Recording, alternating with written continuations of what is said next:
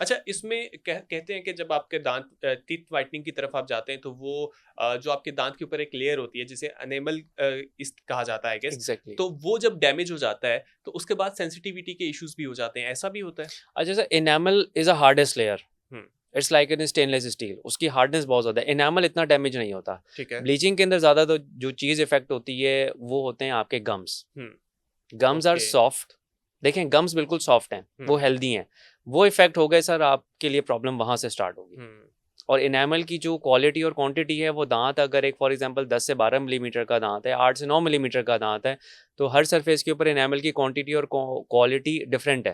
तो हुँ, जहाँ इनेमल की क्वालिटी और क्वांटिटी कम होगी, डेफिनेटली वो ब्लीचिंग थोड़ा सा उसको इफेक्ट करेगी। हुँ, लेकिन ज़्यादातर प्रॉब्लम मसूड़ों के साथ होती है। टूथ तो देखें हार्ड स्ट्रक्चर है, हुँ, ब्लीचिंग से कोई इनेमल इतना डैमेज नहीं होता हुँ, जितना मसूड़े आपके डैमेज होते हैं अगर आप इम्प्रॉपर उसकी ब्लीचिंग, टूथ ब्लीचिंग करें या ओवर ब्लीच आप उसको करें। हुँ, तो ये चीज़ बहुत इंपॉर्टेंट है। Again selection of the patient, अगर वो उस क्राइटेरिया पे, उस एलिजिबिलिटी पे फॉल करते हैं तो ज़रूर उनकी ब्लीचिंग करें। हुँ, लेकिन ये है कि अगर नहीं कर सकते तो give them the alternatives and counsel them that you are not a good candidate for the bleaching. अगर आप ब्लीचिंग करेंगे you would be in a problem. So हुँ। ये एक as a health care provider आपकी रिस्पॉन्सिबिलिटी बनती है कि तमाम किस्म के इन्फ्लुएंशियल इन्फ्लुएंसेस या पीयर प्रेशर को छोड़ के आप पेशेंट के बेनिफिट में जो है वो बात करें। बिल्कुल ऐसे ही है, और जितने भी लोग भी हैं, व्यूअर्स भी हैं, उनको भी चाहिए कि अगर वो करवाना चाहते हैं तो वो भी देखें कि वो राइट पर्सन के पास जा रहे हैं हम्म, या नहीं जा रहे। तब आप अच्छी तरह डॉक्टर से कंसर्न करें, अपने इश्यूज के साथ डिस्कस करें, देन वो आपको क्या सजेस्ट करते हैं, और उसकी रिस्पेक्ट करना भी बहुत ज़रूरी है। एग्जैक्टली। अच्छा डॉक्टर साहब, अब हम बात करते हैं इम्प्लांट्स की।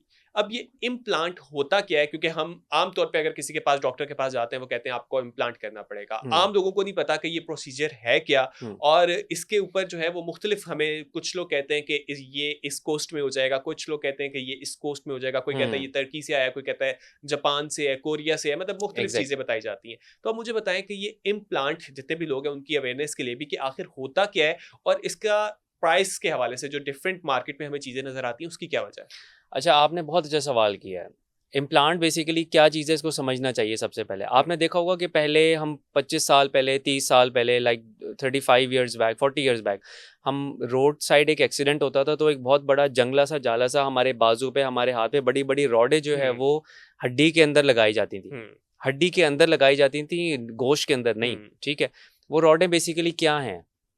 वो हड्डी को सपोर्ट हड्डी देने को के लिए? सपोर्ट करने के हुँ, लिए या उनकी हीलिंग को प्रमोट करने के लिए हुँ, होती हैं। वो रॉड्स बेसिकली इम्प्लांट्स ही हैं। वो कुछ, वो उस ज़माने में, उस टाइम, और इम्प्लांट, डेंटल इम्प्लांट को इन्वेंट करने वाला भी ब्रैन मार्क, जो एक जर्मन था, वो भी एक ऑर्थोपेडिक सर्जन था। हुँ, उसने डेंटल इम्प्लांट जो है वो सब, ब्रैन मार्क जो सिस्टम है बेसिकली इम्प्लांट का, उसने सबसे पहले डेंटल इम्प्लांट्स को इंट्रोड्यूस किया था। And he was an orthopaedic surgeon. वो हड्डी जोड़ने का जो ऑर्थोपेडिक्स वाला सर्जन था, वो था। तो ओके। आप समझ लें कि इम्प्लांट्स वहीं से ही अराइज हुए हैं। इसको इन्वेंट करने वाला भी एक ऑर्थोपेडिक सर्जन है। इम्प्लांट हुँ, बेसिकली, डेंटल इम्प्लांट्स वो चीज़ होती है जब आपका कोई दांत मुंह में एब्सेंट होता है, हुँ, अकल दाढ़ों के अलावा, ठीक है, ठीक है। विजडम टूथ के अलावा। हुँ, टूथ नंबर 7 से लेकर और 1 तक, 1 टू 7 हमारे मुंह में 28 दांत होते हुँ, हैं। अगर उस कोई दांत आपके मुंह में एब्सेंट है तो इम्प्लांट हड्डी के अंदर लगेगा। इम्प्लांट का एक पार्ट हड्डी के अंदर होता है, इम्प्लांट का दूसरा पार्ट मुंह के अंदर नुमाया होता है। ओके। उसके ऊपर क्राउन लग जाता है। जिस तरह हुँ। आम दांतों के ऊपर क्राउन लगता है, उसी तरह इम्प्लांट वाले इम्प्लांट के ऊपर भी क्राउन लगता है। So this is basically a dental implant. Basically जो इम्प्लांट होता है वो आपकी हड्डी के अंदर हड्डी एक के अंदर होता पेज है। की तरह लग जाता है, एग्जैक्टली और आपका ऊपर जो क्राउन लगता है उसको आप उस पेज के ऊपर टाइट कर उस देते हैं। पेज के ऊपर टाइट करते हैं, या उस पेज का जो, अब देखें ना, हम हुँ, किसी भी वॉल के अंदर हम कोई नेल एम्बेड करते हुँ, हैं, तो उसका बहुत सारा पोर्शन उस वॉल के अंदर होता है हुँ, और एक छोटा सा पोर्शन वॉल के बाहर बाहर होता है होता है। जिसके ऊपर आप अपनी घड़ी टांगते हैं हुँ, या वॉल हैंगिंग करते हैं। हुँ, सो आप एग्जैक्टली इसको ये समझ लें कि दीवार से जो बाहर का पार्ट है वो बेसिकली इम्प्लांट का वो पार्ट है जिसके ऊपर क्राउन लगेगा और वो मुंह हुँ, के अंदर नुमाया है। ठीक अच्छा, है। दूसरा, अब आपने बहुत अच्छी कॉस्टिंग की बात तरफ आ की जाते हैं। कॉस्ट के हवाले से, या देखें, इम्प्लांट दुनिया सारी में, वो कोई भी मुल्क बनाए, any country including Pakistan, India, whatsoever the country, hmm, German, British, जो भी है, इम्प्लांट एक ख़ास आईएसओ स्टैंडर्ड के मुताबिक और एक ख़ास मेटल ऑक्साइड से बनता है। ठीक अदरवाइज है। वो इम्प्लांट एग्जिस्ट ही नहीं कर सकता, वो मार्केट में नहीं आ सकता। हुँ, इसका रीज़न क्या है? देखें, उसने लगना है ह्यूमन बॉडी के अंदर।